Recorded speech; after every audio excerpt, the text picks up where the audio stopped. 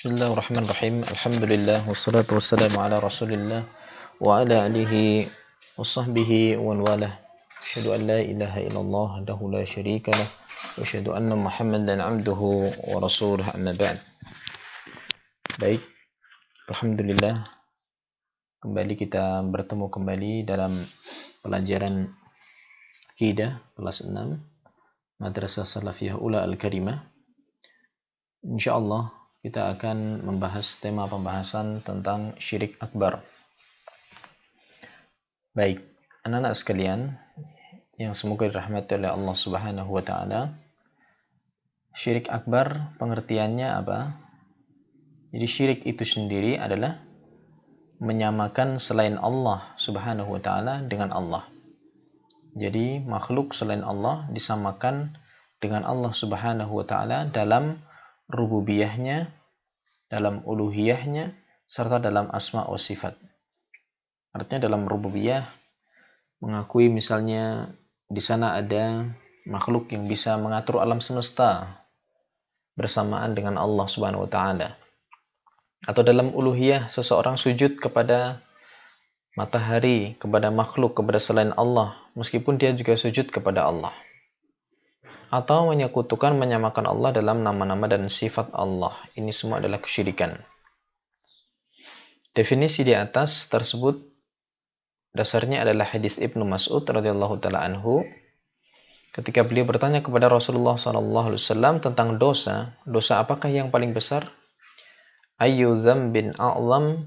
Kemudian beliau Rasulullah menjawab, dosa yang paling besar adalah anta ja'ala lillahi niddan wa huwa khalaqaka. Engkau mengadakan atau menjadikan sekutu bagi Allah padahal Allah yang menciptakanmu. Hadis riwayat Bukhari dan riwayat Muslim. Baik, jadi itu kesyirikan. Ketika seorang menjadikan sekutu ya untuk Allah Subhanahu wa taala.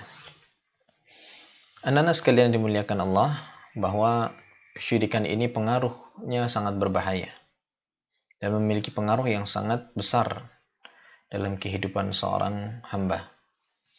Nah, pengaruh dan bahaya kesyirikan apa saja? Yang pertama, Allah Subhanahu wa taala tidak akan mengampuni orang yang berbuat kesyirikan kepadanya jika dia mati dalam kesyirikannya atau perbuatan kemusyrikannya dan tidak bertaubat kepada Allah.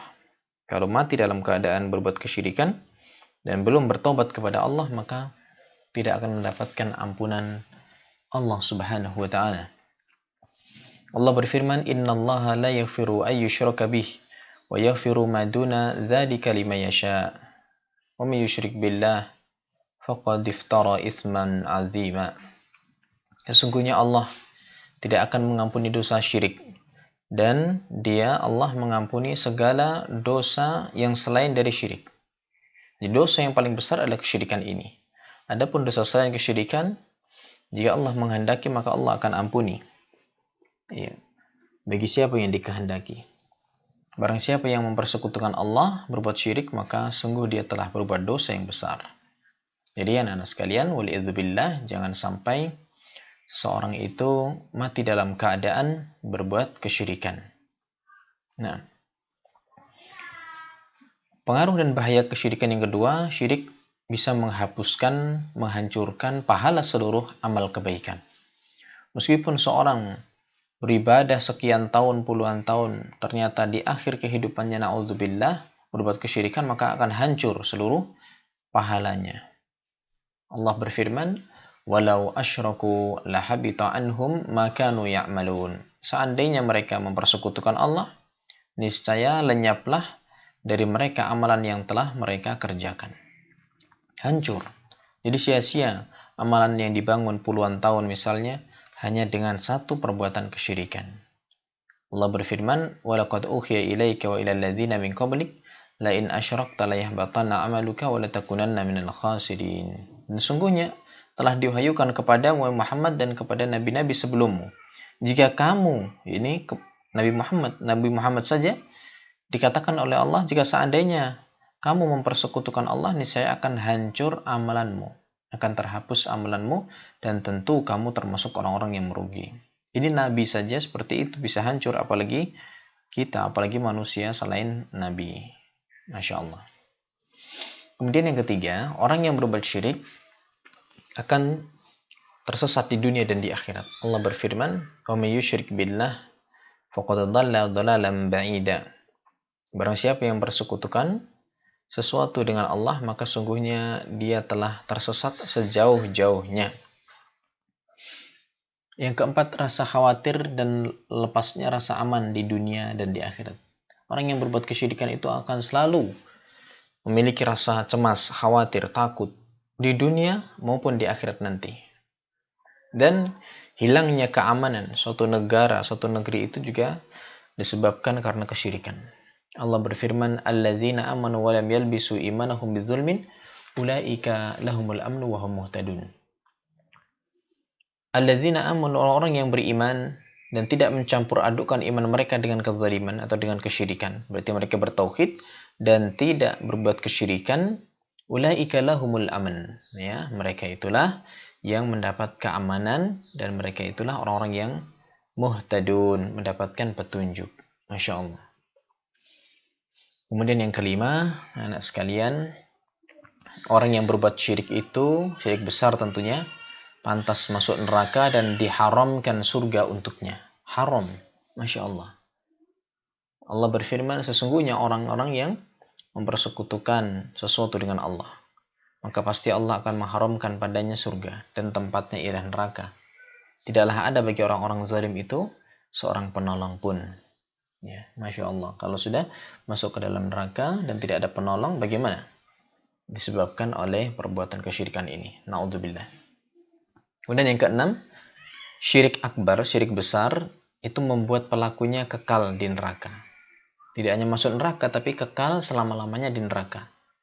Allah Ta'ala berfirman, sesungguhnya orang-orang kafir, yaitu ahli kitab, orang-orang yang diberi Alkitab terdahulu, tapi mereka kafir kepada Allah, dan orang-orang musyrik, ya, akan masuk ke dalam neraka jahanam. Mereka kekal di dalamnya.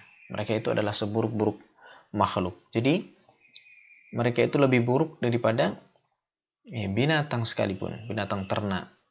Karena mereka diberikan akal oleh Allah, tapi justru berbuat kesyirikan dan kufur kepada Allah Subhanahu wa Ta'ala. Manusia itu bisa mulia dengan tauhid, manusia itu bisa hina, bahkan lebih buruk dari makhluk yang lainnya ketika dia berbuat kesyirikan. Taib. Kemudian yang ketujuh, anak-anak, syirik adalah sejelek-jelek perbuatan zalim dan sejelek-jeleknya dosa. Dosa yang paling besar, yang paling jelek. Allah berfirman, dan ingatlah ketika Luqman berkata kepada anaknya di waktu ia memberi pelajaran kepada anaknya, "Hai anakku, janganlah kamu mempersekutukan Allah. Sungguhnya mempersekutukan Allah adalah benar-benar kezaliman yang besar, kezaliman yang paling besar." Kemudian yang terakhir di sini, bahaya dari kesyirikan, Allah dan Rasul-Nya berlepas diri dari orang yang berbuat kesyirikan. Allah berfirman, dan inilah suatu permakluman daripada Allah dan Rasul-Nya kepada umat manusia pada hari Haji Akbar, bahwasanya sesungguhnya Allah dan Rasul-Nya berlepas diri dari orang-orang yang musyrikin. Adzanum minallah wa rasulih ilan nas. Diumumkan permakluman, ini pengumuman dari Allah dan Rasul-Nya kepada umat manusia pada hari Haji Akbar, bahwa sesungguhnya Allah dan Rasul-Nya berlepas diri dari orang-orang musyrikin. Ya, orang-orang yang berbuat kesyirikan. Masya Allah. Mudah-mudahan Allah Subhanahu wa Ta'ala selalu memberikan taufik kepada kita dan menjaga kita dan anak keturunan kita dari perbuatan kesyirikan. Baik, mudah-mudahan bisa difahami. Barakallahu fiik. Assalamualaikum warahmatullahi wabarakatuh.